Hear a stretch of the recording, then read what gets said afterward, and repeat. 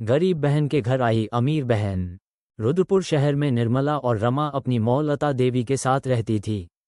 बचपन से ही रमा बहुत सुंदर थी, वही दूसरी और निर्मला का रंग थोड़ा सांवला था। इसी तरह समय बीत रहा था और रमा और निर्मला अब बड़ी हो गई थी। रमा सुंदर थी, इसीलिए मोहित को रमा पसंद आ गई और उसकी शादी एक बड़े परिवार में हो गई। वही दूसरी और निर्मला की शादी एक मजदूर से हो गई। निर्मला का भी मन था कि उसकी शादी भी एक बड़े परिवार में हो, लेकिन टूटी हुई झोपड़ी में ही उसे अब अपना सारा जीवन बिताना था। शायद वो ईश्वर से यही सब लिखवा के लाई थी। वही दूसरी और रमा का स्वागत बहुत ठाट बाट से हुआ। उसकी सास और नंदों ने उसे ढेर सारे गिफ्ट दिए। एक दिन की बात है, निर्मला बाजार जा रही होती है, तभी रमा एक ज्वेलरी शॉप से बाहर निकलती है। उसके हाथ में बहुत सारे ज्वेलरी बॉक्स थे। निर्मला रमा को देखकर बहुत खुश होती है।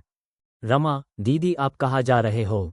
निर्मला, बस यहाँ बाजार में सब्जी लेने आई थी। रमा, दीदी मेरे यहाँ तो बहुत सारे नौकर है, सफाई के लिए अलग, खाना बनाने के लिए अलग, कपड़े धोने के लिए अलग, और 2 तो माली है। सब काम नौकर ही करते हैं। निर्मला, अच्छा बढ़िया है। रमा, दीदी 3 दिन बाद हमारी 1 मंथ एनिवर्सरी है।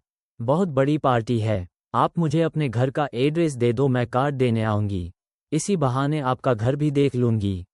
निर्मला रमा को अपने घर का पता बता देती है। 2 दिन बाद रमा स्टाइलिश कपड़े पहने, गॉगल्स लगाए, लंबी हील पहने निर्मला के घर पहुंचती है।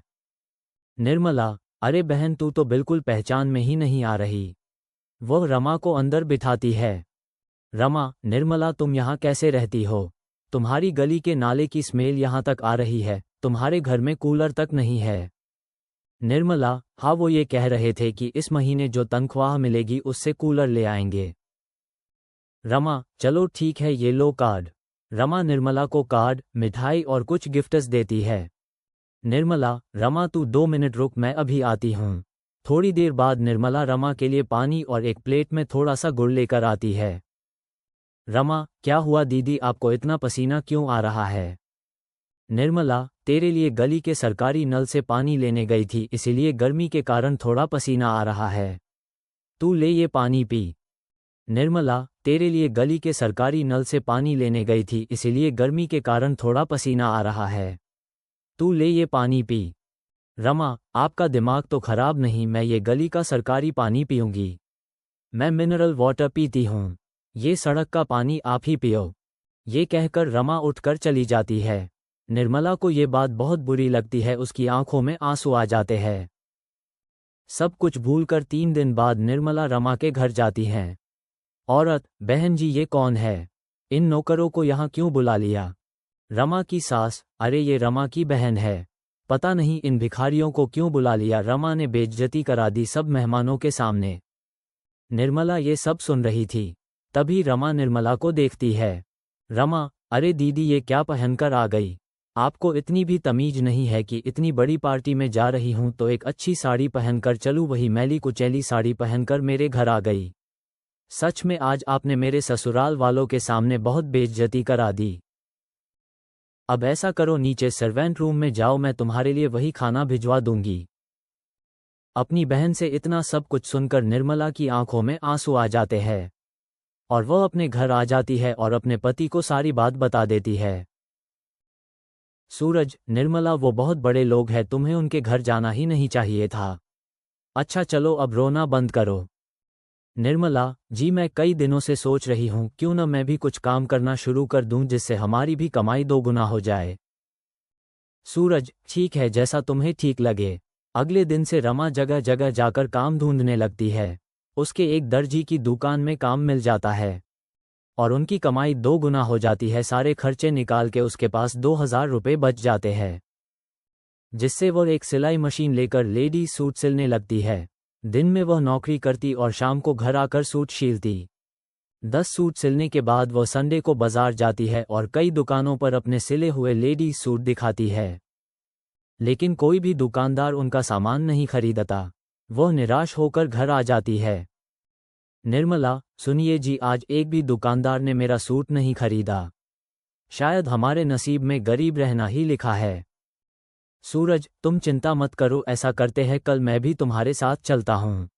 अगले दिन भी निर्मला और सूरज मार्केट में घूमते रहते हैं। तभी एक दुकानदार ने उन्हें बुलाया। आदमी, अरे बहन जी, मेरा सूट का सप्लाई अपने गांव चला गया, जिस वजह से मेरे ग्राहक वापस जा रहे हैं। आपके पास जितने भी सूट है मुझे दे दो। वो दुकानदार उनसे सारे सूट खरीद लेता है और उन्हें 15,000 रुपये दे देता है।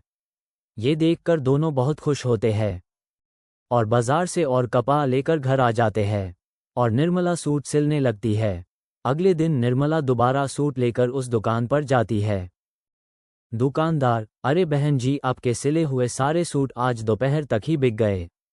ग्राहकों को आपके सिले हुए सूट बहुत पसंद आ रहे हैं। मैं आपको 200 सूट का ऑर्डर देता हूं और ये लीजिए 1,00,000 रुपये एडवांस। निर्मला घर आकर अपने पति को सब कुछ बताती है। अगले दिन निर्मला मशीन लेकर आती है और गली की कुछ औरतों को काम पर भी रख लेती है और अपना ऑर्डर पूरा करती है।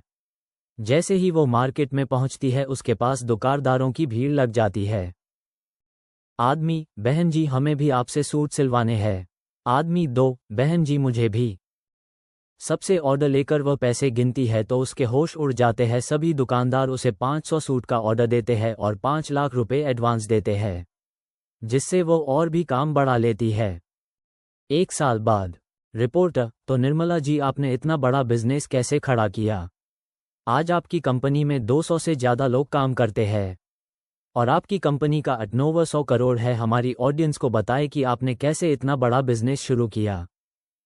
निर्मला, इसका पूरा श्रेय मेरी प्यारी छोटी बहन को जाता है, जिसने मेरी गरीबी का मजाक उड़ाया और मुझे इस बात का एहसास दिलाया कि पैसे के बिना कोई इज्जत नहीं करता, और उसकी ही वजह से मेरे मन में भी बहुत सारे पैसे कमाने की इसका जागृत हुई। दूसरी ओर रमा टीवी पर यह सब देखकर रोने लगी। आज निर्मला उससे कई गुना ज़्यादा अमीर हो चुकी थी, लेकिन उसे अपनी अमीरी का ज़रा भी घमंड नहीं था। अगले दिन रमा निर्मला को फ़ोन करती है और उससे माफ़ी मांगती है और निर्मला उसे माफ़ कर देती है। दोस्तों, आप लोगों ने इस कहानी से क्या सीखा? दोस्तों, जीवन में कभी भी किसी चीज़, वस्तु को लेकर अपने अंदर घमंड नहीं रखना चाहिए।